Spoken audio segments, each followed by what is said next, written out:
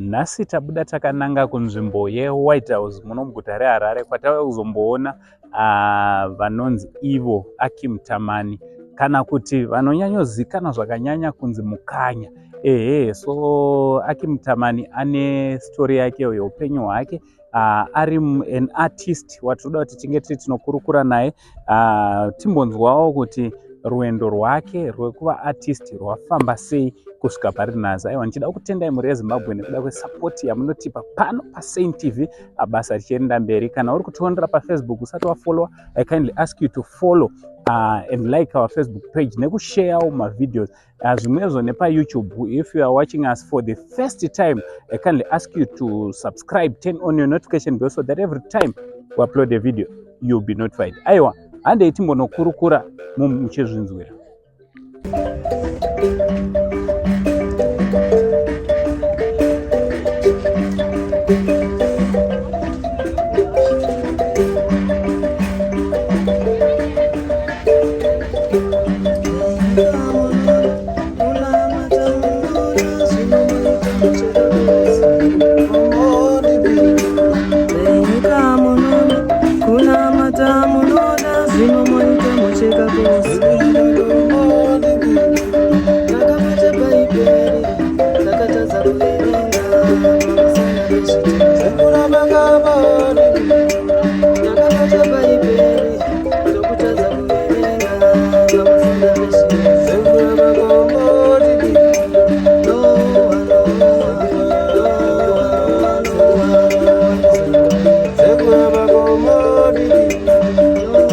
Mkanya, makadii zvenyu? Ndinosimba mukuru wangu, makadini iwe? Aiwa, tinofara. Muri yeZimbabwe ingada kuziva kuti vanombonzi Mkanya vanombori ani, vakazvarwa kupi, makaenda kuchikoro kupi, mukakurira kupi kusvika pari nhasi? Ndizvozvo. Kutenda muri yeZimbabwe. Ndoitwa Akim Tamani. Ndakazvarirwa muno tichirarama tiri kuMfakosi. Alright. Mugore ra1972. Okay. 3 February ndo pakazvarwa murume anonzi Akim, akatumidzwa zita rekuti Akim. Alright. Kumusha zvakare tichibva kuri kuMalawi ndo kwakabva abereki wangu. Alright. Asi ndakararamira muno muZimbabwe kusvika pandiri izvozvi. Alright. Hongu. Pandakadzidza pachikoro primary school, ndakadzidza paRusununguko primary school kubva 82 kusvika 89. Ndichizobva secondary level ndakaenda paMfakosi 4 high school kusvika 92. Alright. No madzidziro andakaita. Alright. Asi zvemumanzi izvi nekuridza ndakanga ndiri grade 3 ndiri paprimary school pairidzwa marimba. Ndiri munhu aingofarira kurira kwezvinhu. Kana pakarira ngoma chayo ndaiwanikwa ndiripo ndichiteerera ndichiona, nekuti ndiri munhu angangokura achingoda zvinorira. Asi ndiri paprimary school taiva naheadmaster ainzi Mamvura. Ndiye akazoti kune vese siyai mwana uyu ave neme. Saka ndiri jega kana kuti handler anonzi chitora icho isapa. Ngatichisimudzai marimba yanga tichiendesai kustaff room. So from there pakazoitwa inonzi parents giving day. Gore iroro ndiri grade 3 aitungamira marimba acho akanga asipo achirwara. Ininiwo ndakangonziwo nemukuru wechikoro, iwewe taikuona uripo uchimboridza. Saka ndiwo wakuridza chiridzwa ichi. Kubva ipapo ndakubvira ndadzokera kumashure nekuti ndakabva ndatungamira chikwata chaifanira kutungamirwa nemunhu ari grade 7 ndiri grade 3. Alright. Ndakaita outstanding. Kubva ipapo ndakabva ndaziva kuti ndine chipo chekuridza. Saka nanhasi ndiri munhu akangokura achidzidzisa vamwe. Ndakuma grade 4 5 ndaitodzidzisa vamwe vaitotera mashure vari vakuru kwandiri. Alright. Taidai gore rapfuura. Ukaya rimwe group toti aiwa taidai gore rapfuura. Kudzimara ndasvikawo grade 7. Alright. Kutungamira marimba. Saka imimi panguva iyi muri kuchikoro chamaingoridza marimba chete kana kuti? Ndaingoridza marimba chete. Kureva kuti ndo first instrument yamakatanga kudzidzira? Ichokwadi. Alright. Alright, zvichidaro mabva kuprimary, kusekondari makazonopfuurira mberi here? Kwaiitwawo zvemimhanzi here kana kuti? Kusekondari pandakaenda paMufocus 4 high school pakange pasina zvese izvozvo, asi nekudawo kuti ndiri munhu aitonetsa neizvozvo, dzimwe dzenguva ndaitombodzinga muklasi ndichiridza ngoma dzanenda kakaka dzine masound akasiyana siyana dzichirira kunge marimba, ndichimbopanichwa kuti aiwa uri kuita noise. Asi headmaster weipapo akabva discover kuti no, munhu uyu ane something, vakabva vatenga marimba vakawinza pachikoro.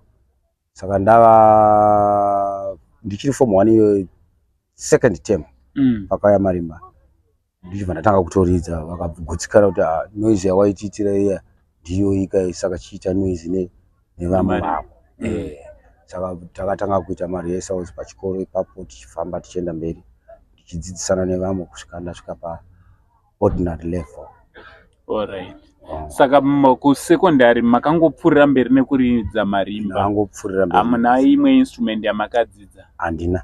Alright. Muchizobvapo kuordinary level makafamba sei rwendo rwemusic? Rwendo irori ndava form 4. Ndipo pandakasangana navakuru vanoitwa Effort Mujuru. Alright. Effort Mujuru relate. Alright. Ndivo vakazoti aiwa ndanzwa nhoroondo zvako iwewe nekuridza kwako, nekuti Effort Mujuru anga ane mabhendi anokwana kuita matatu.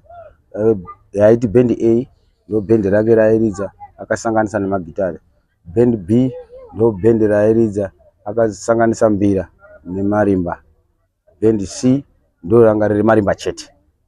Saka ndakatangirawo kubhendi C, abva nditi unokodzera, abva ndisa kuB akanzi aiwa ndibva ndatofamba naye ndiri kuA ikoko, ndiri form 4 pakarekodwa Gumwaira Waenda.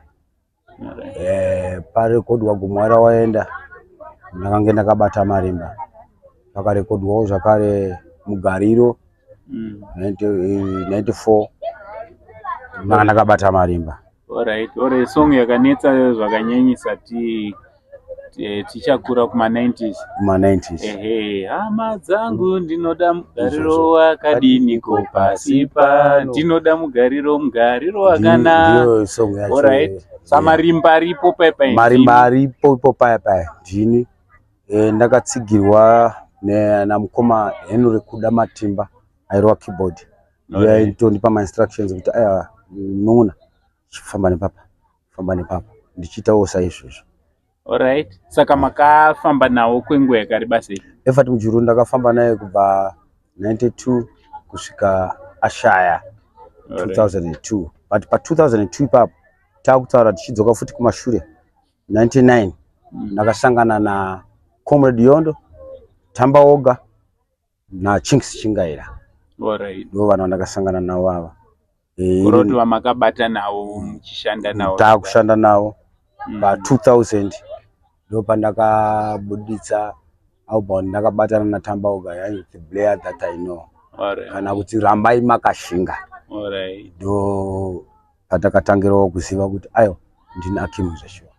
Alright. So pamakaro na The Blair That I Know is a toilet.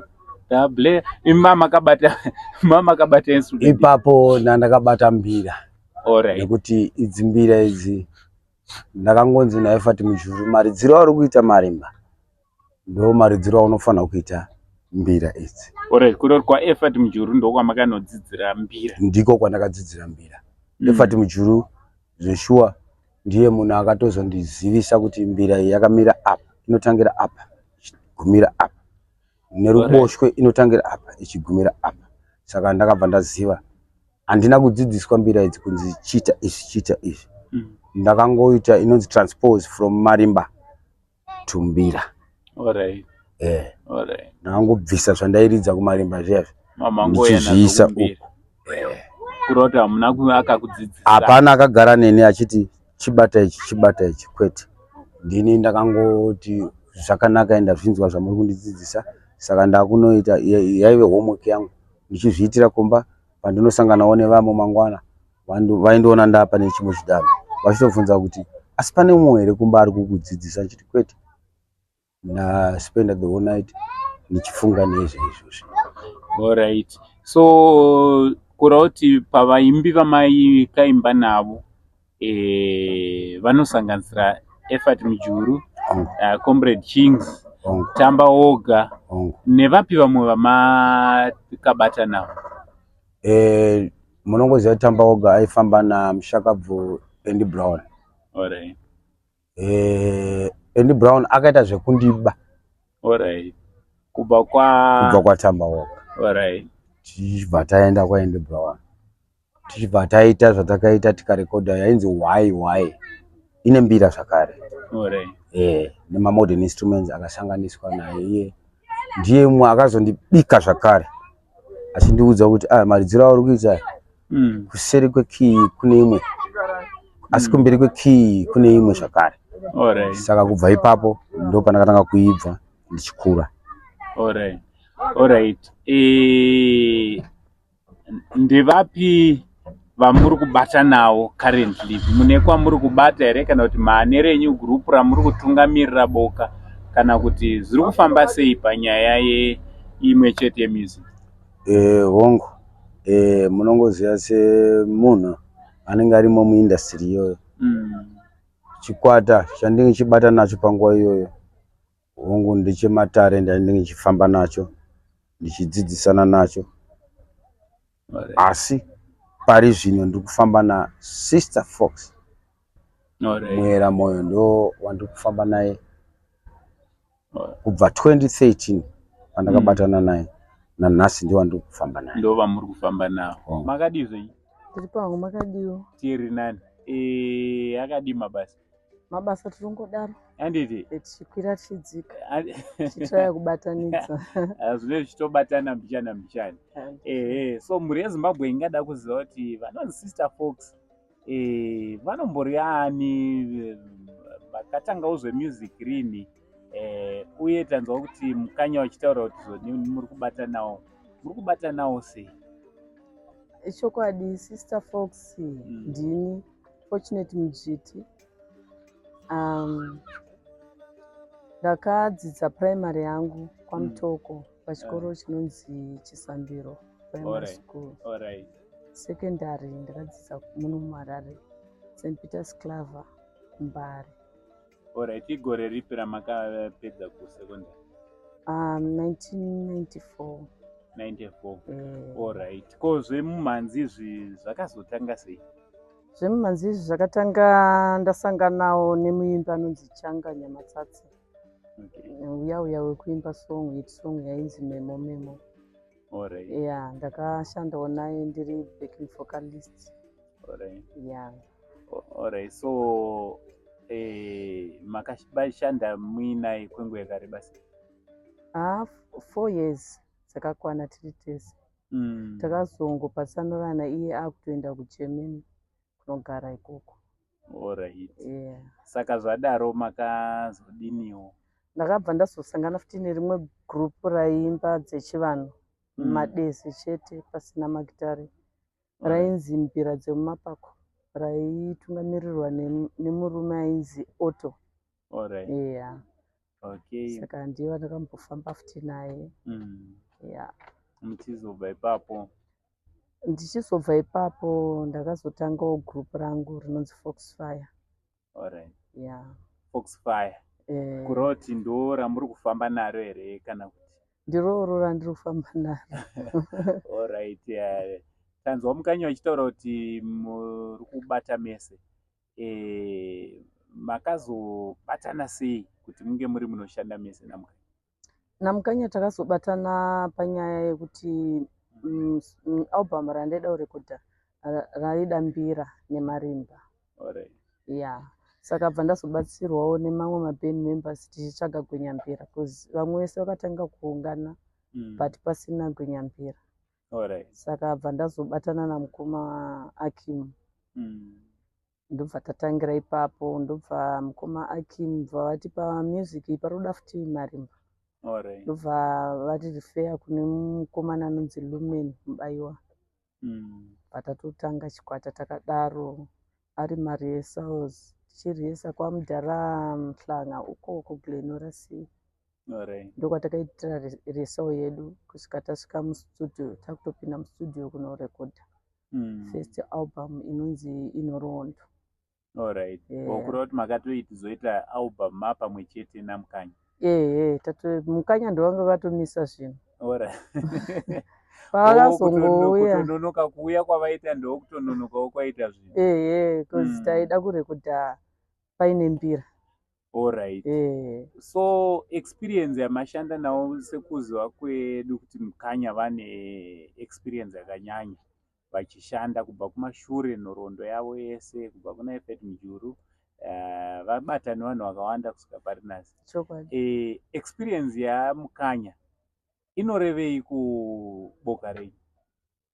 Ino yakatikoshera zvekutodaro nekuti Mkanya mugroup imomo vanotovaticha. Vane imwe nzeve inonzwa sound zvekuti kana tiri pastage mumwe wedu akapinda key isiriyo vanotozinzwa kuti ende vanobva vatoziva kuti uyu ndiye ari off key. Okay. Samani nguva yakareba sei muchibatana Mkanya? Since 2013. Alright, kureva kuti makupinda rino rine rave rechiteni. Chokwadi. Alright. 10 years it's a decade guy. Handiti? Yatokwana. So ndezvipiwo zvamuri kutarisirawo pachikwata chenyu kwamuri kutarisawo kuti muda kusvika? Toda kutosvika kumberi kwekumberi. Alright. Toda kusvika kure. Takambonzwa kuti baba Harare vaisvika panapa. Vaingoonekwa panapa vachisvika makore akapera. Ndezvipi zvamaironga mune ukama nababa Harare here kana kuti ndezvipi zvamaironga nababa Harare kana kuti? Apa ndakuti pane ukama nekuti chinenge chakatisanganisa utori ukama. Alright. Ndiri munhu ainzwawo sezvo vaindishedza kwavanoridza. Saka semunhu anoshandisa nzeve ndiri munhu ainzwa. Hakuzi kufurira kwandakaita kwete. Asi kuti ndakamurevera chokwadi kuti iwewe maridziro avo akuita nezvimwe zvaakuitika ukafamba uri woga pane chinotobuda chote. Asi baba Harare haana kuita nongo, airamba achiuya achibvunzisisa kuti ndiri kuedza kuti kudii. Ndichibva ndangotsanangura shona yekuti chibva ipapo pauri. So patime yamaimuti chibva ipapo ndo mazuva akanga achiri kwa mukoma wake JP here kana? Imi makanga maonei paari chakakupai kuti muone kuti anogona kumira ega? Because tine vanhu vakawanda vakabuda mune mapoka, especially mapoka makuru semilitary touch, vakada kuzonozama vachibva ipapo zvikatadza kuenda mberi. Imi chii chamakanga maona chaiva muna baba Harare chaigona kuzomusustaina up to date? Chinoita kuti munhu azive vanhu vatinorarama navo ndivo zvakare vanenge vane kakupembedza kavainako. Ukasakaona iwewe pane kamwe kakupembedza kanoitika mukurarama kasingaoneki, kogoita kakupembedza kanonzwika nenzeve idzi. Saka inini ndichiteerera vairidza pavairidza ndiripo ndakangonzwa izwi rekuti baba Harare vanhu vose vanga vari vachiti baba Harare musadaro. Before atanga band rake rainaro, asati atanga achiri kuridza kwa Japress. Ndiko kwandakatomutaurira kuti chisiya mukuru afambe nekuti uyu munhu ari kuziva zvaari kuita, ane chikwata ende kubva kwako hazvirevi kuti arasika kana kuti arasikirwa. Ane zvimwe zvaachazadzikisa ipapo.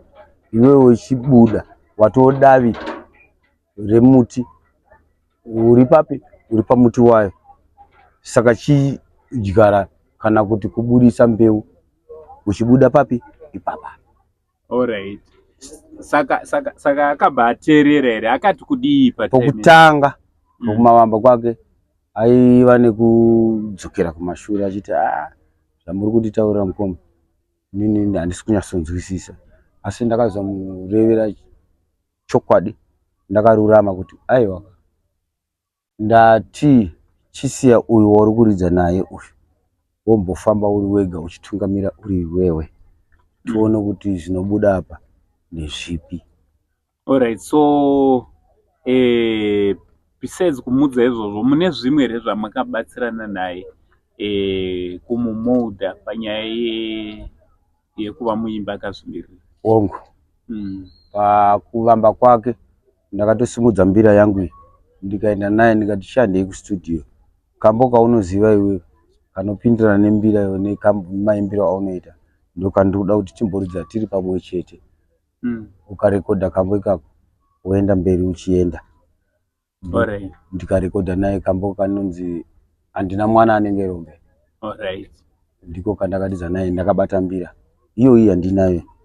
Saka kureva kuti mbira iyoyi ndiyo yaivapo kubva kumavambo nanhasi ndiyo yandinayo. Alright. So zvadaro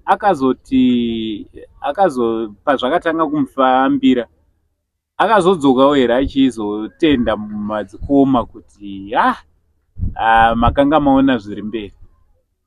Maita basa nekuti kumberiko patone nekambo kanoti dzidzawo kutenda kana waitirwa zvakanaka. Haana kubvira adzoka nekuti zvinhu zvake zvakange zvadini. Kana motikari yake haadi kuti isvike mudhasti saizvozvo, haachadi kuti motikari yake imbomurirwe dhasti, haachadi kuwanikwa ari pano pasi pemuti zvakare.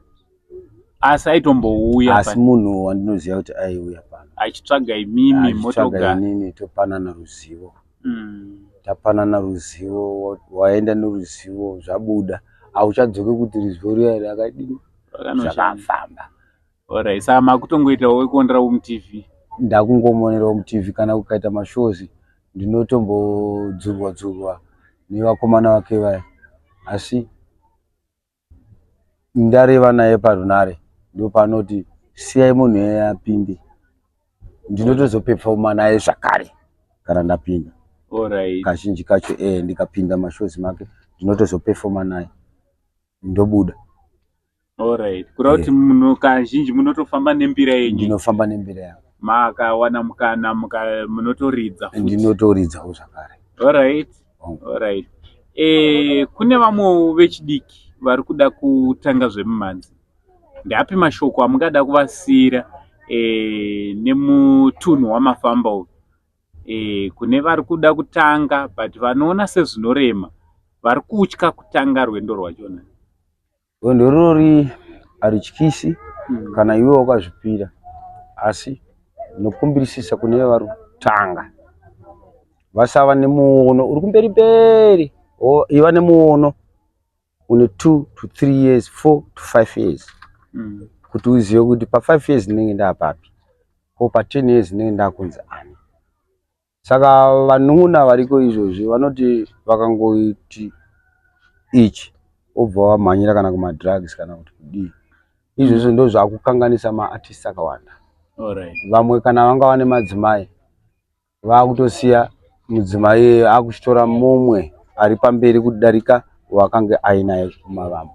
Zviri kukanganisa zvakare maartists akawanda. Saka kune vari kuda kupinda mune zvemumhanzi, ibva pane zvinodhaka ndochinhu chekutanga, wobva kumadzimai chinhu chechipiri, wotarisana nendima yaunenge wakatarisana nayo, zvose wozvisiyira kuna Musikavana, ndiye anopedza ndima dzako. Aiwa, tinotenda mashoko makukutu atiri kusiyirwa naMkanya gwenyambira vemakore vanga vari muindustry vachirimo zvakare muindustry for over 2 decades. Aiwa, tinoda kutenda Mkanya nenguva yenyu yamatipa kuti tinge tiri tinokurukura. Alright, kune vangada kubatana nemi varipo vada kutodzidza kugwenyambira idzi, vanokubataiwo sei? Inini anoda kundibata ndingatosiya namba dzangu. Namba dzangu dzinoti 773 140 639. Ndozokurira zvakare 0773 140 639. Kune aruda kudzidzira marimba, kune aruda kudzidzira mbira kana ngoma nehosho, munouya toita chinhu chimwe chete nekuti chikoro chacho chiripo asi tinenge tichiitira pasi pemuti. Aiwa, tinotenda. Also kune vanenge vachida kunge vane mitambo yavo yavanenge vachida kuti vange vari vanoridzirwa, munongavabata zvakare panhamba dzimwe chete idzodzo, nekuti vamwe vanoita mitambo voti tiri kuda marimba nembira. Aiwa, munongavabata zvakare panhamba idzodzo. This is our legend, Mr. Akim Anoti. Isu tinovati Mkanya. Ndimukanya ava. Thank you so much nenguva yamatipa yekuti tinge tiri tinokurukura. Ndotenda. Aiwa, muri yeZimbabwe ngatibatane zvakare pazvongwa zvinoteera. From Mango Saints and TV crew, for now is much love. Ciao ciao.